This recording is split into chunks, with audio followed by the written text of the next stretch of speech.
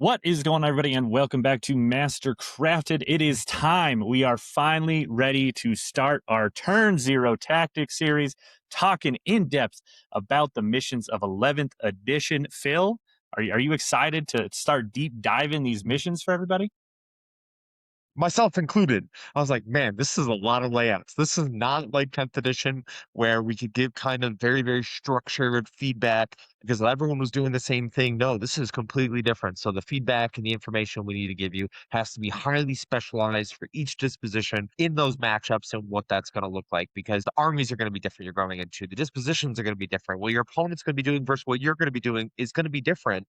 So that means we need to give you advice from both sides. So Blaine and I have played enough games. We feel prepared. We feel ready to go.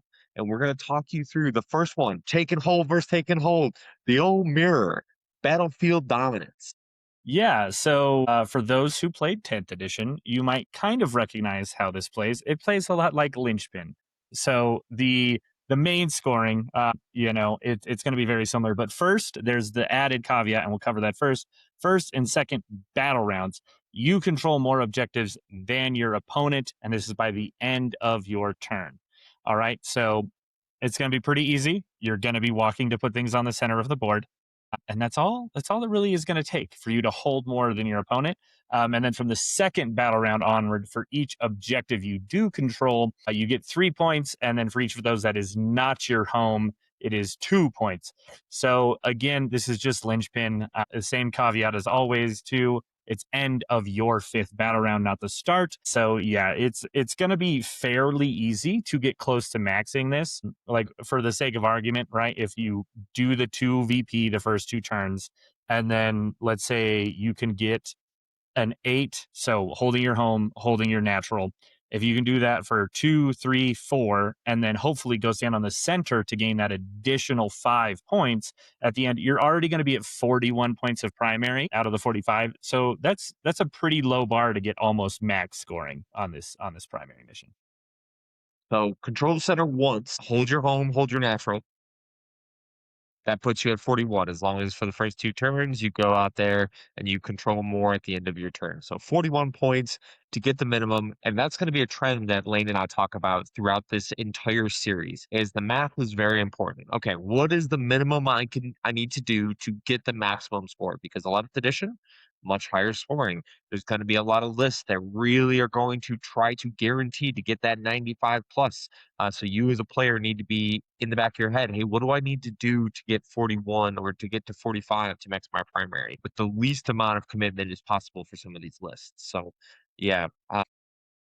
Lane, do you like this? Like this matchup? Do you feel like you have a good understanding of how to play this? This feels very traditional, like the linchpin. So our players watching at home should be comfortable with something like this. Is there anything significantly different for between linchpin of what they're used to in 10th edition to now what we're seeing now in 11th edition? I mean, it's only just slightly varied nuances, I think, that come up because of those first couple turns, right? As always, I think it's one of those things where you're looking at the game on, can I go deny my opponent maybe their natural 1 turn, right? We're looking to create some differential there. Can I definitively make sure I'm maxing my primary by holding the center twice instead of just at the end of the game, right? If I can do that, I'm gonna max, and hopefully, that should put me in a more advantageous spot. But the bigger thing that I think is just going to be kind of a theme about 11th in general is understanding where some of these first turn scoring pieces come in.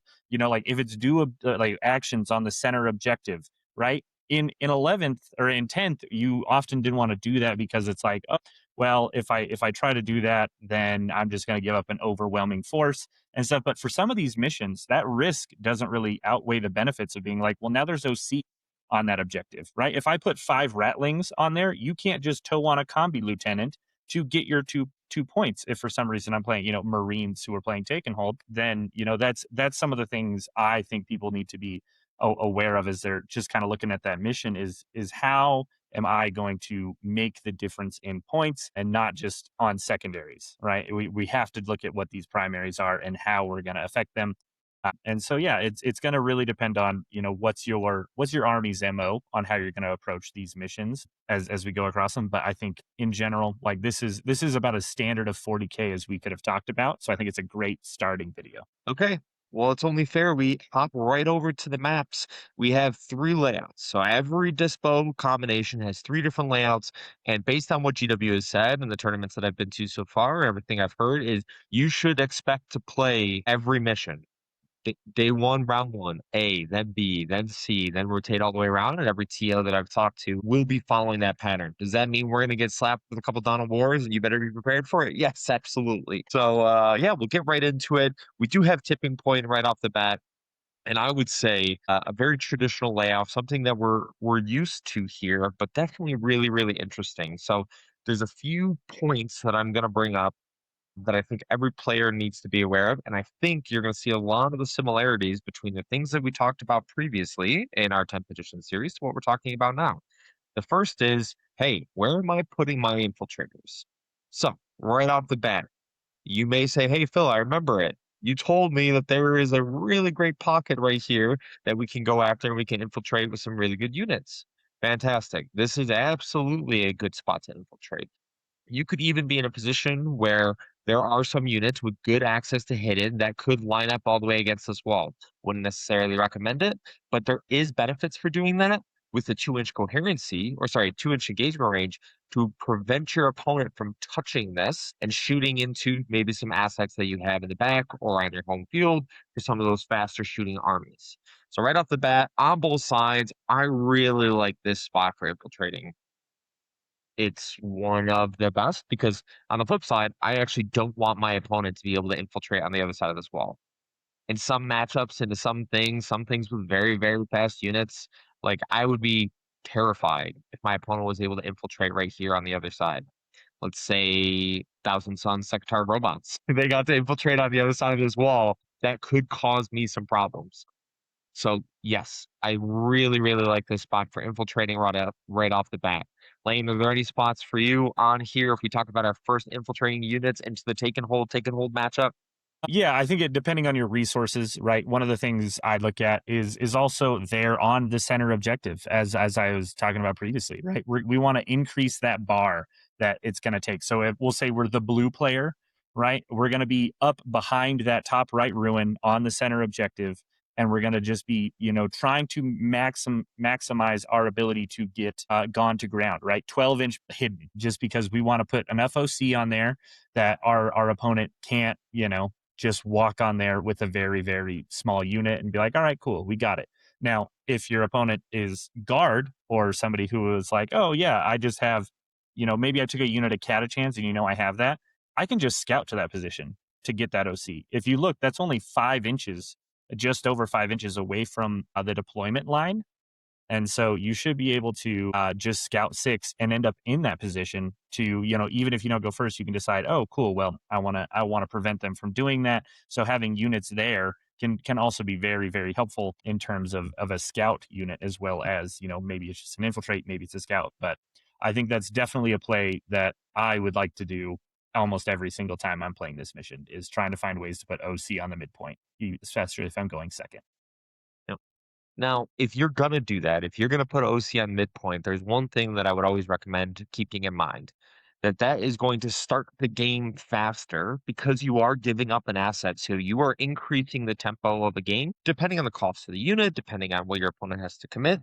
But there is a world where your opponent will have to commit more, which means the tempo of the game increases, which means turns 1 through 3, you may see an uptick in unit losses and stuff like that. So let's say you wanted to increase the tempo of the game, you wanted to start bleeding your opponent of assets before they have the opportunity to get into the late game scoring. Because as you saw in Battlefield Dominance, the first turn of primary, you're only getting 2 points. The second turn, you are going to potentially get the max points. You have the opportunity to get the max points that you can get. Right? 3 for each objective, 2 for things outside your deployment zone, and then 2 for holding more at the end of your turn. So like that is the biggest turn that you potentially have to go after some of those points because otherwise now you're just relying on controlling objectives. There's no control more from turn 3 onwards. So if I was a player trying to play take and hold, depending on my list, If I had a higher OC, but maybe less durable list, but I was, maybe more lethal. Maybe I was relying on my lethality to make sure that I was shooting things off objectives or fighting things off objectives, preventing my opponent from scoring. Great. Maybe I want to increase the tempo of this game to make sure that my opponent, who's trying to stick around with a bunch of OC bodies, maybe they're not as tough or as lethal. I want to pick up those assets early. I want to make sure the scoring in the game is drained before we get to turn 4, turn 5, where then I can rely on, the assets that I have left. Because I took a more lethal list than my opponent maybe took durable. Yeah. Yeah, I think that's a very fair analysis of kind of what you're looking to do tempo wise. I guess let's see. What are the other standard things, right? We always talk about staging, right? Not just infiltrating, but staging in general. And as we look at this game plan, right, we've already kind of talked. If we can deny our opponent's natural, it's pretty obvious what leapfrog ruin we are trying to get to in order to go put OC on our opponent's objective. So yeah, for the red player, we're trying to get to that infiltrate spot that Phil was talking about because that's a very, very low bar in terms of how easy it is to kind of bridge that gap compared to where a lot of things are, especially now with hidden. Right, if we have infantry units and you can just start on that 10 by 2.5 ruin and just be start standing on the front side with half of your unit now, right? Your reach to actually get a good advance roll to go make this just a 2 turn thing, right? Your infiltrators can go up, hopefully get a denial. You can go stage something right there behind that ruin and then also go deny again, right? That's very, very handy. But one of the things, Phil, that I've noticed as a guy who is somewhat of a Dorn player, you might say, somebody who likes nice big tanks, is that there is like this shitty ass wall that you have to kind of play around because the home ruin and that 2 by 6, that is all solid. Yeah. That makes it very, very difficult. And then as you try to go around it to like the top side, the natural, that wall is also kind of in the way. So you have to like, you have this very narrow gap you can squeeze through. And then on the bottom side of the board, where you look at, the tower on the 2.5, like you have to go one side or the other, but like you can't really stage uber aggressively. Yeah. That pocket that we talked about that's so great for going to deny is actually really shitty for hiding larger tanks. You can hide some vehicles behind it, especially kind of cornering more towards, the tall green ruin and being just fully behind it. But in terms of being able to really push up there with tanks that are wider than 4 inches, like it's a very low bar for you to be seen with something that's just staged behind their natural that wants to peak. Yeah. Get after right. This is like probably one of the best angles that you could have if you're just sitting right here in the corner. And it'd be very easy for your opponent to drop any kind of reasonable anti tank that's gonna be incredibly safe, right? Like, they are incredibly safe behind this wall. You can't really do anything to get after them, and all it takes is a very, very simple line, right, to get after Hmm. almost everything, right? Like, this is not get us a better line here, but this is not a hard line to get after, and it's actually kind of terrifying, right? Like, that's pretty much all they need, and if they're back in this pocket, that's pretty great. Yeah. Yeah, it is definitely hard to really feel like you can push up the board with things that can't get hidden towards your opponent's natural. So I really want to take that into account into list building and stuff. Like you can probably fit like 5 horses behind there, if you want on that side. But in general, it's going to be very, very difficult to feel comfortable staging vehicles on that side of the board for this mission. The other side, though, as we just saw, that's a great place to put a tank. If you have a Repex, you look at the bottom right corner of this board and you go, "Yep, that's I'm putting a big tank there if I have one." With that's DDAs, that's long range anti-tank, that's units with heavy, right? So, if I'm starting the game with an asset right here, one of those anti-tank or anti-whatever assets, like this is under 3 inches, which means I still get the heavy keyword.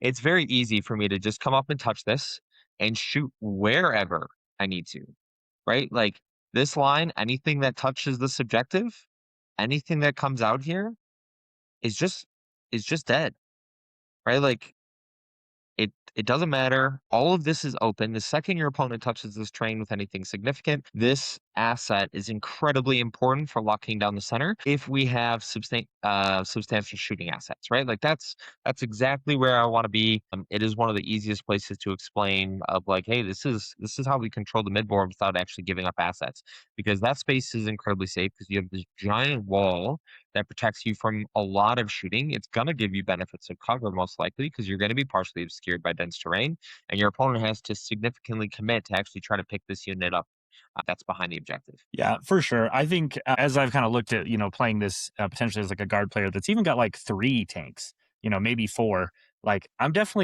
like almost always going to keep one off the board as just a rapid threat because like I can't get as aggressive of angles and staging as I'd like to on this map in particular. And so like whether I can just walk it on and shoot things that I know I'm going to want to shoot because I know they're not going to be able to screen me out long term, or if I want a rapid to really be able to, push it up the side of the board and shoot everything off their natural or whatever I need to do.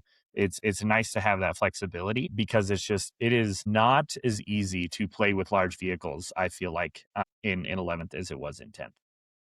Yeah, there's some issues with it, but let's give a couple other examples of some really important things that are on this layout, which is I think the combat staging points for an army are incredibly beneficial depending on if you have the speed. So, right, we can very easily start a unit in this pocket or even behind this wall on this piece of terrain. Or the best probably way to do it is just run them down here, pack in as many as close as possible, giving you hidden, because in this layout, these two are separate pieces of terrain. So we could very easily just run along this line. Great. Turn one, we stack everybody up behind this wall, whether touching it or not touching it doesn't really matter, depending on if like this is going to give us hidden, almost guaranteed, and it's going to give us go to ground. So we can get down to 12 inches very easily, and our opponent has to get within 12 and also like have enough substantial shooting that's going to pick up this combat asset. So my first thought is like Khorne Berserkers or Crusaders or a big squad of 20 boys, Necron Warriors or Immortals. Like there's so many things that can go in this pocket because this pocket is incredibly safe. And if our opponent wants to come out and do something about it, they have to get pretty far into us. So for a combat army, that's what I want. That's why hidden and go to ground are so important. If I can force my opponent to get closer, that is exactly what I need. Even if they punch me, even if they get closer and they're able to tee off and kill, a unit or two, I got you closer to me. And that's exactly why hidden and go to ground are so impactful in this game. But this distance here of trying to come forward, getting like 8 inches, 7 inches, with an advance. Obviously, we want to put a good combat unit here, so we should have access to mobility. We should have access to advance and charge. We should have access to modifiers to our charge. But we can very easily get access to this middle objective for our main purpose of how do we control more, or how do we go about denying our opponent, or at the beginning of our command phase having something substantial out here to flip this objective. Now, there's some really important strats that are going to benefit this kind of staging. First being heroic intervention, right? I want to create the bubble of heroic intervention for those combat armies in a layout like this as aggressively as possible. That means you could potentially run a unit along this wall and give yourself 15-inch hidden. If you pre-measure it and you say, okay, well, you can't get within 15 inches of me, which means I can stage on this wall or I can stage on this side of the wall and still manage that 15-inch hidden and actually, be in an even better position to go after the center next turn. Or create this huge bubble of a 12-inch heroic and say, okay, if you charge my shitty scoring piece that's on subjective, I'm going to roll it because if I get it, it's going to flip 5 points in my favor. And that's why that stratagem in combination with staging like this is going to help you flip objectives, which should be the goal. Like in the battlefield dominance mirror, taking hold versus taking hold, I should be relying on a few things, right? Either the durability of my unit to last on an objective with decent OC to ensure that I can last to the following turn. That is not always guaranteed. There are some armies that have taken hold that are very, very lethal. That if you try relying on durability, it can't bite you. But relying on heroic or good positioning, those are a lot more in your control because I can pre-measure and say you're outside of 12 inches or outside of 15 inches and you won't be able to move within that range. And that means that I've created this huge bubble of heroic intervention to say, if you get within range, I'm going to heroic you. This is a good combat unit. It's durable. It's got good OC. It's going to flip this objective for me, and I'm going to get 5 off it, and you're going to get nothing off it because I was able to kill the unit, quote unquote, for free. Yeah. Yep, I think that's all totally fair. We're always looking to do those things. We're always looking to rapid ingress. It's the same spot that we had kind of talked about on that center objective, right? Of if I can toe on there to make things hard for you to hold things. If your opponent half commits, having a unit in deep strike that can just land on there to not only deny them the potential to hold it, but it also not only giving you the points at the start of your turn, but judging like look at that threat range. Phil just talked about, if you have access to advance and charge, or maybe you're playing like Blood Angels, you got just jetpacks out the ass, right? 12 inches from that staging point that's right there on that center ruin. It's so easy to just either run at your opponent that can go take their home, or you can take their natural. If you're just rapid ingressing on that center objective behind the wall, like good small units, you're gonna have gone to ground. It's gonna be so hard to interact with you, and I think that flexibility really helps. It absolutely. Gone to ground makes a huge difference. That's why rapid ingress, we talked about it previously in 10th edition. We said it was the best strat that you could ever have in 10th edition. I don't think there's a world where rapid ingress isn't just as good in 11th edition because you have more staging areas, access to hidden, which means you can stage more aggressively and you can actually get up into your opponent's face. So, like, it is still the mastercrafted way. We still believe in rapid ingress. We think it is one of the most impactful things that you can do. Now, there are ways to ensure our rapid ingresses go off. And I think this is something that we've like alluded to, but we need to reiterate of why that's important. Of the things that your units can do to ensure your rapid ingresses are where they want to be. First and foremost is like it starts off with your infiltrate. If you have a good rapid ingress and you don't have access to infiltrate, the game becomes inherently harder for you because your opponent can take the space initially and prevent you from getting a good rapid ingress. This spot here is so incredibly important because if I have a good rapid ingress, so I've infiltrated here, but now I'm looking to push onto my opponent's natural to deny them primary. Let's say they went first and I'm going second. So I'm able to flip this objective. So going into their turn 2, I'm denying this. They don't get to 5 points off that, which is awesome. A unit for 5 points, if that is what we're looking to do and potentially deny consistently, that is good as long as I can, potentially kill an asset on here and that trade becomes worth it. But this opens up the space right here to rapid ingress another unit. And I need to be able to do that because my rapid ingresses need to be impactful. And whether that means that I rapid ingress them on this side of the wall, have them all touch the terrain and say, okay, I have 15-inch hidden, I rapid ingress. Nothing is within 15 inches of this spot, meaning you cannot shoot me. Awesome. Fantastic. And what created this space was the infiltrating unit that's coming here first. You could do the same thing in the middle. As Lane suggested, right? If I start with the unit with infiltrate here, great. Now I'm going to push beyond where that is. Now I've created the space here. Hopefully I have something on my home, creating that bubble, preventing my opponent from dropping anything there. And now I'm going to drop my rapid ingress unit and they're going to hop right here. Same thing. They're touching the objective. Potentially, if I want them to, they'll have 12-inch hidden because they'll have benefits of go to ground. And it means they can't be shot, which means like there is more OC there. And my opponent really has to think about, okay, well, if I go into this, infiltrating unit that's cheaper and maybe just not as important for my game plan, well, there's a unit here that maybe it's Death Shroud Terminators, maybe it's Custodes Terminators, maybe it's I don't know, incursors or whatever. Like they have to be okay with dealing with that, and it can be incredibly difficult to plan for those things. But that's why those scouts, that's why those infiltrates are so important because they create the space for what you want to do, and then you can use that stuff defensively as well, right? As we talked about before, if these were secretary robots, right, infiltrating out of the other side of this wall, preventing my if I'm red, preventing my blue opponent from taking this space and pushing this out. Even if the robots die, it actually doesn't matter because it means that I'm taking hold, which is one of the missions that T Sons really likes right now. They have more consistency with controlling their natural. Yeah, anything you can do, right? If it's the same as 10th. How many times do we say, right? If your goal is to deny your opponent, you can expect that your opponent should be trying to deny you, right? So taking that space and being able to ensure that you are going to have your natural all 5 turns is just very important. And trying to find the best way to do that. For me, an extra 10 guardsmen parked on the very back of that objective with Bulgrin sitting in front of them tends to work pretty well. But we don't all have that. But that's still what we're trying to do, right? We're trying to take that space, because if you don't have access to high OC, you still have access, like Phil was saying, to units that can go be aggressive, go buy you space, and then you're dealing with the problem in a completely different way. Yeah, and taking hold, we mapped it out. There are no big turns unless you manage to survive or get a big heroic or something like that. So you should be expecting to score that 8 every round. If you're able to punch up and score more, great, but it can't be at the sacrifice of potentially scoring zeros on your primary turn 4 or 5, because you need all 5 turns of scoring.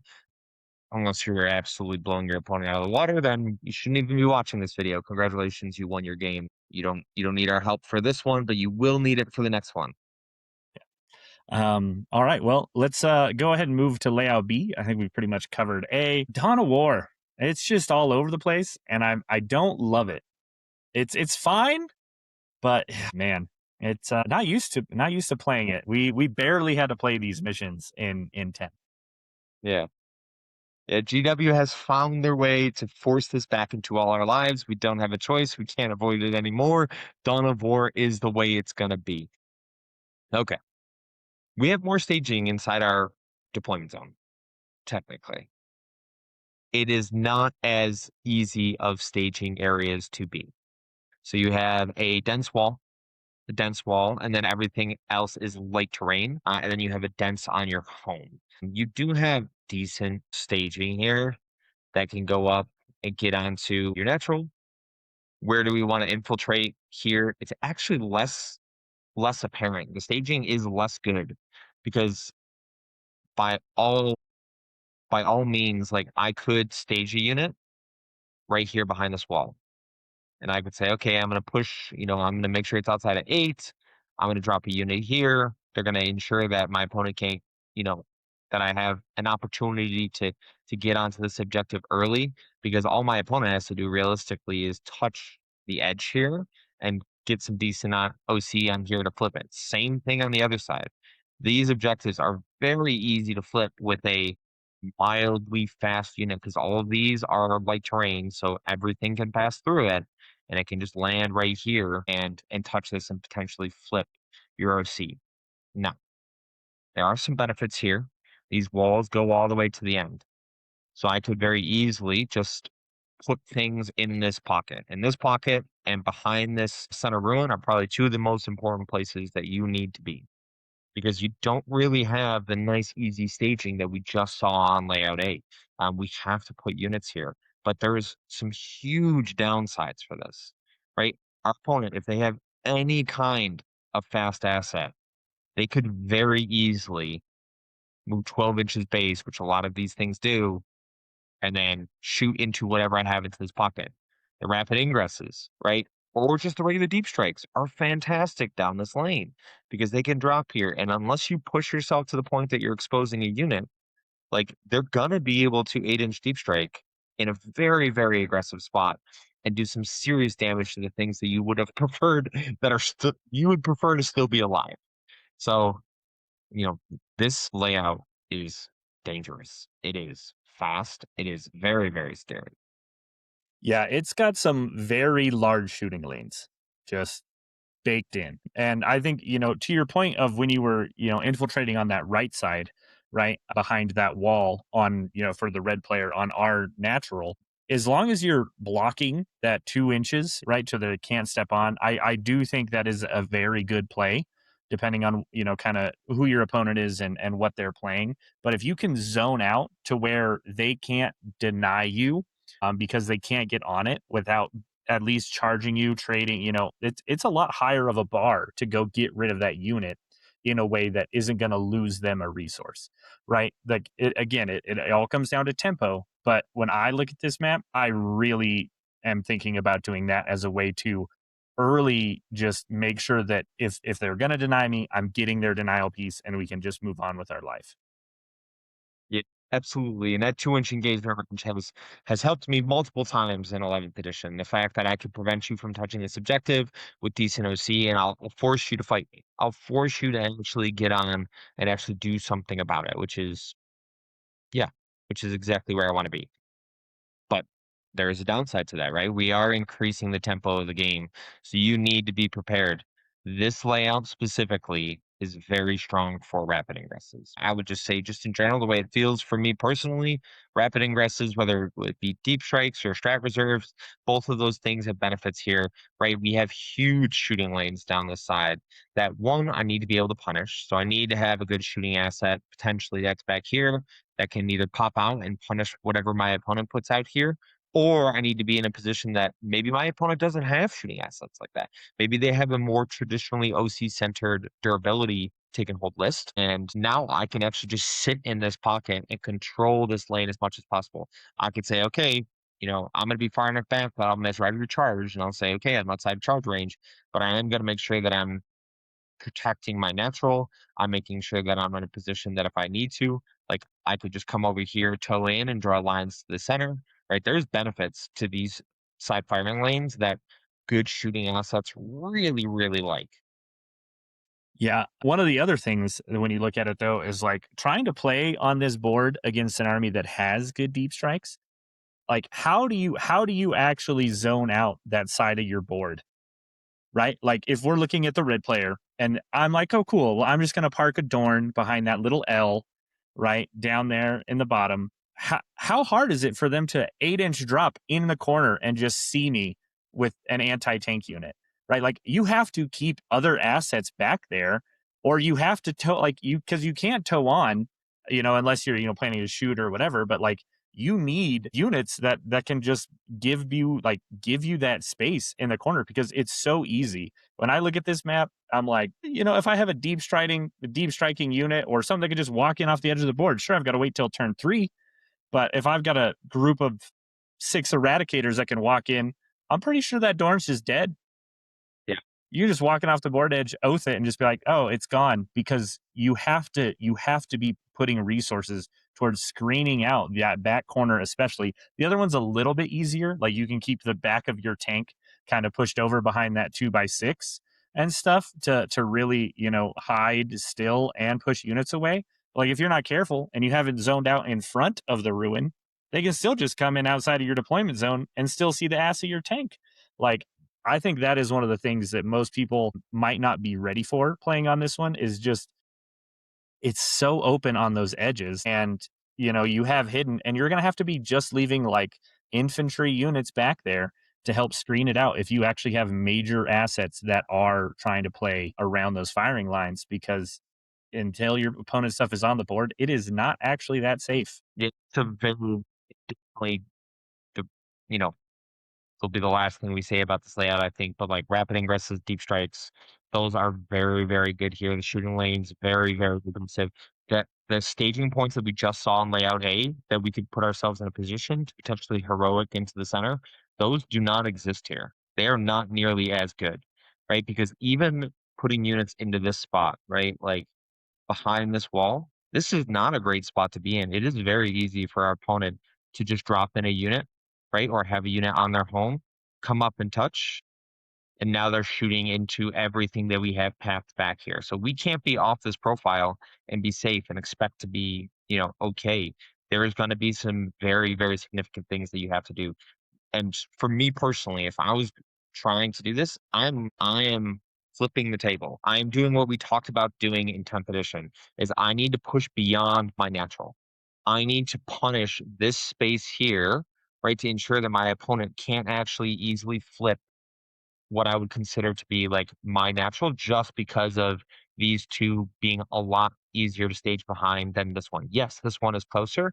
This one is actually easier for us to consistently reload and go into. So like I'm thinking about flipping the board. I'm thinking about pushing beyond this objective to make sure that my opponent can't easily get after that because otherwise I'm just susceptible to this shooting lane, which is awful. I'm susceptible to anything that actually reasonably touches this objective just dies. And my opponent has a great staging point in here to reload and to get back into us. So I really need to be aggressive and push beyond this. Yeah. Yeah, I agree with that. I think the biggest problem is as a Tau player, you don't have access to it. But I think it would be a very good example of like for teams, if I wanted to play Retcad and have the option of like trying to consistently get board picks, this would be a board that I would often be trying to pick. Because with 6-inch deep strikes and things like that, like this is a little bit off the trail and getting into team stuff, but my God, is it so brutal to have access to 6-inch deep strike and high damage that I think it's very, very good on a map like this because it is and we just keep hammering it on this. It is very open. It's so very good. You have to be prepared. If you run the Taken Hold and you're to the middle, like you should expect this matchup because Taken Hold is one of the most common dispositions taken at this time. And if you're running a 6 round or even a 5 round GT, you'll probably play this twice, which is a lot for what we're used to, which is Dawn of War being maybe once, most likely never being seen in 10th edition. Yeah. Yeah, it is tough. I don't know. I don't know if I have, much. I think we've covered it. We're still looking to do similar things, right? Have things that can go stand, get gone to ground behind that center objective terrain piece, getting good staging by each objective, and trying to be able to deny and to hold. But lastly, layout C. Let's go ahead and knock it out. Search and destroy. So this is what we're used to, right? So this is potentially a more aggressive layout. Staging areas are more traditional in terms of what we've seen so far. And this is a little reminiscent of what we just saw in layout A. We have these great pockets here that we obviously like my eyes immediately go to of like, yep, I want to stage there. I want to put a unit right there. Pretty please. And then we have our subsequent staging areas inside these pockets as well that give us great access to hidden and allow us to potentially heroic onto objectives, which is what we're really looking for to our combat centered take and holds armies. And those obviously are really, really good staging areas and infiltrate units can go there. And then obviously a very easy access for our scouting units as well. Like I could very easily just start one on the line. Majority of units have scout 6 minimum. They can get up here in this pocket. Great. It's exactly where I want to be. Exactly where I want to be. And we have a very easy location to reload to get more units into that pocket and potentially go deny. Because as the theme has been for this, is if I can go up and I can deny 5 points off my opponent because I took an expansion objective, it means that I have denied 5 points, and that's potentially worth it towards winning a game and getting differential because you don't really have any other ways to do it in Battlefield Dominance. Yeah. Yeah. I would say one of the things that I'm looking at, right? We talked about the scout side. Now we're going to talk about the infiltrate side. And I'm looking to, again, deny that, right? If I know Phil is looking to scout into that ruin that he was just at, I'm doing the same thing I did on the last one. I'm going to put ratlings just on the front side of that ruin down on the right on my actual natural. So that way, sure, you can scout up here, but you're not going to take it from me without coming to fight me or because I'm going to make sure I'm a 2-inch bubble. You can't just stand on it, or you're going to have to run all the way around the edge, right? Like that is what I'm doing. I'm going to start a unit there. I'm going to make it a much higher bar of what is it going to take to actually take this from. Yeah, and we need infiltrate and search and destroy. Like there are very few armies that are actually fast enough that can play the game without infiltrate and search and destroy. So if you know that's one of your potential matches, which is all of us, I don't think there's any of the disposition matchups that don't have search and destroy as an option. You need to be prepared to play it, which means you need some kind of infiltrate or scout or some very, very good mobility, maybe a good rapid ingress or deep strike. Those kind of mobility tools you kind of need in the game.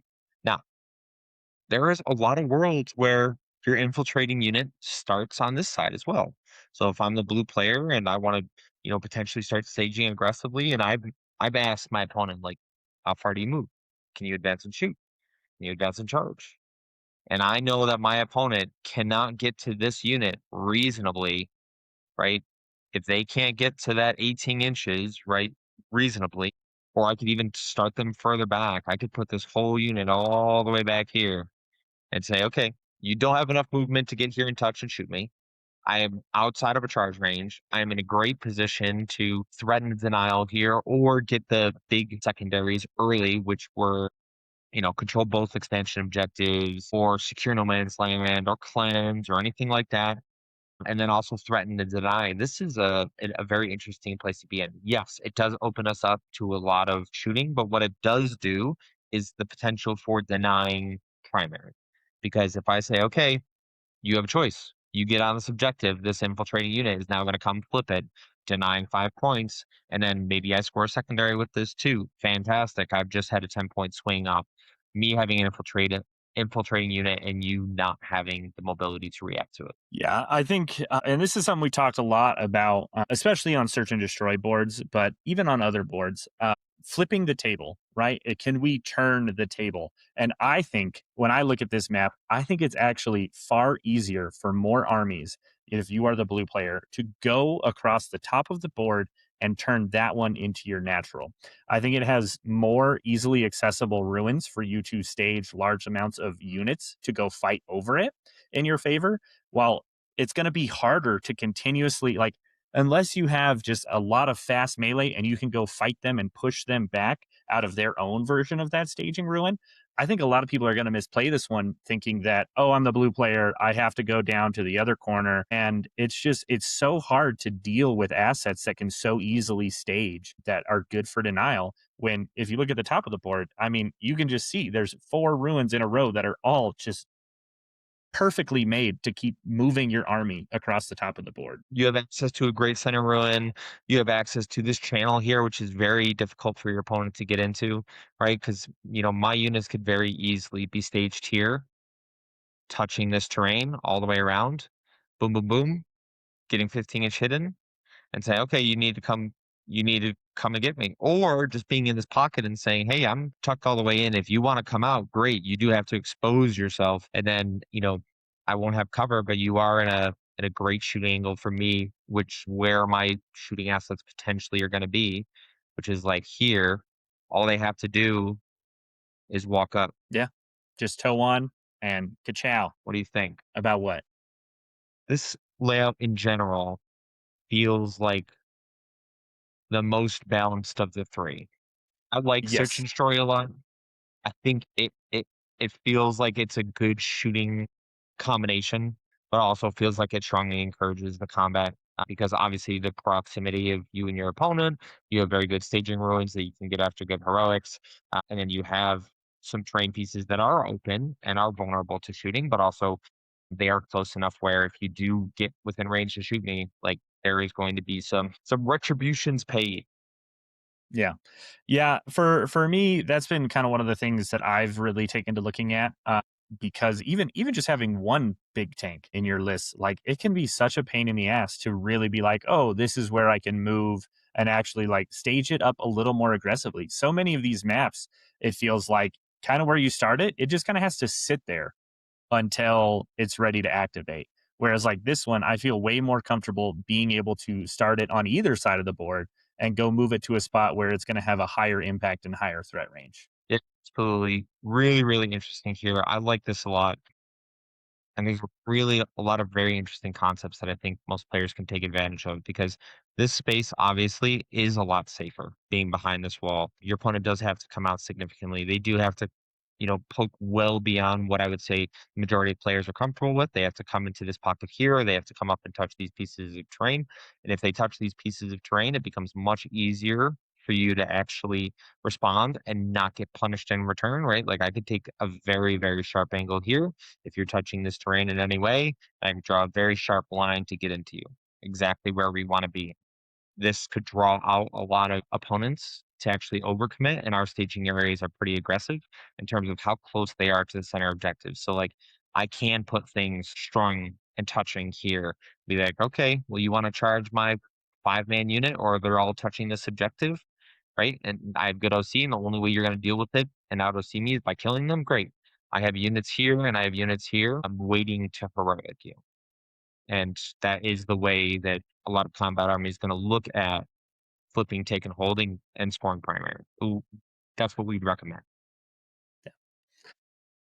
Perfect. Yeah. Any other thoughts about the mission as a whole? I feel like we've covered all of the layouts in depth. I think people should have a good understanding of where am I infiltrating, where am I staging, what's kind of my basic play pattern, just as a general army. Is there anything else you'd like to cover for battlefield dominance? No, I think that's pretty much it. It's just like, hey, we just need to control objectives, and you need to build your lists in a way that allows you to interact and control objectives. And there's a lot of ways you can do that. You can do it with good durability, or maybe fight on death. Heroic intervention, which we talked about previously. Good Overwatch is a fantastic way to hold objectives. To be like, hey, I have all these flamers. My Infernus Marines are sitting on this objective, and if you touch this objective in any way, I will kill you. Great. You know, all of those ways are ways that take and hold players need to conceptualize their list because it is no longer the traditional, 40k style. You actually need to tailor your list to what you're trying to do. And the goal needs to be how can I hold objectives? How can I do it? Yeah, and I think so. One of the things we haven't touched on because it's a lot less prevalent in 11th is you need to make sure you're still zoning out and holding your home because that is a very easy way if you are not careful for your opponent to have something that either has up down or something late game that they can just bring back, put in your back line. If you just kind of sent it and all of your other army is out in the midboard, and they can just cool. Look at that, shot you off your home. I guess I'll walk on bottom of 5 with very little effort. Right. That's going to be one of those traps you try not to fall onto. And the last thing I want to talk about that we didn't quite touch on is going first versus going second. If you are going first, I wanted to bring up that last point. Make sure your home is secured, but every other point of material you have on the board should be trying to put OC onto objectives unless they've got an assassinate and you've got to hide one dude or something to prevent it from getting killed for other reasons. If you're going first, you want to just try to put as much OC as possible and meet on those objectives so that it is harder for them to take it from you. And then you're if you're going first, you're really waiting for them to give you an opportunity to try to maybe push the tempo a little more. If you're going second, you know, you have a much easier time as long as you are making good trades to be like, I will get my 13. As long as I don't lose, as long as they're not super up on material to do what I just said, I'm gonna have a very easy time, just walking on to 3 objectives, saying I hold 3, I basically max out. I think that's the last bit of advice is just kind of that little difference in first or second. Yeah. And there is a difference, right? In 11th edition, we do have the benefit that if you are bottom of 5 scoring, we both get to score turn 5, but there is still distinct advantage for going second in some situations, this being potentially one of them for that, not for round 5 scoring. So, yeah, absolutely. Your home still matters in this mission. And for a lot of armies, they don't want to turn around. So you need to make sure that you keep everything in front of you. The game becomes much easier to play when everything's in front of your army versus trying to go back and have to deal with things that snuck behind you. It's a very interesting dynamic where you see 3 drastically different layouts, right? Dawn of War and what it's asking for is drastically different than what we're seeing here on Search and Destroy, and then the more balanced approach on tipping points. So like they are completely different. You have to be prepared to play all 3. So, there's a lot of general advice that we're giving you right now.